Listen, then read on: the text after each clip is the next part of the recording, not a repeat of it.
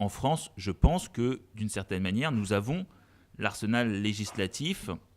le plus performant, puisque tout y est quasiment prévu. Que se passe-t-il pour qu'en réalité, on soit si faible dans l'action judiciaire ? Ce trouble à l'ordre public n'est jamais saisi de façon naturelle et spontanée par le parquet. Le parquet, en général, estime que la discrimination n'est pas un sujet qui est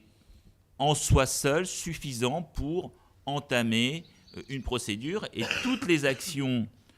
qui ont été menées, en tout cas à ma connaissance, toutes les actions qui ont été menées jusqu'à leur terme et qui ont abouti à des condamnations sont le fait de particuliers qui se sont battus et d'associations qui ont relayé et qui ont travaillé pour qu'enfin aboutissent des résultats judiciaires. Est-ce que c'est un problème de préjugés au sein du parquet ? Oui, je pense qu'il y a une volonté politique qui est certes affichée, théoriquement, mais qu'en pratique, il n'y a pas d'instruction telle que les parquets s'autorisent de façon naturelle et spontanée à traiter les discriminations au même titre qu'un trouble sur la voie publique, au même titre qu'une agression, au même titre que d'autres faits qui sont des sujets peut-être plus sensibles.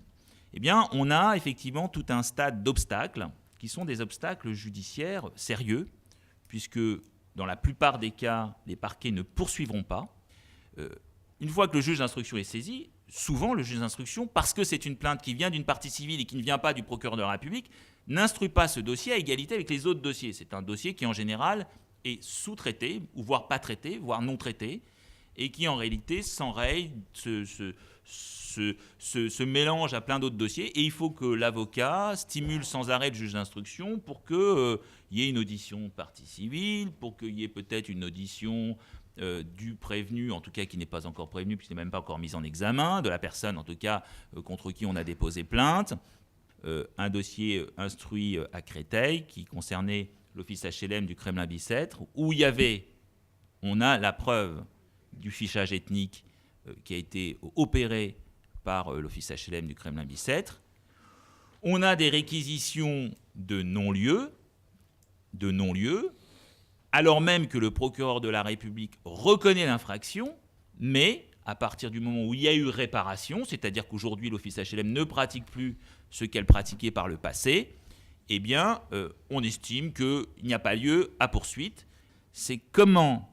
faire passer dans les esprits cette formidable lutte contre le préjugé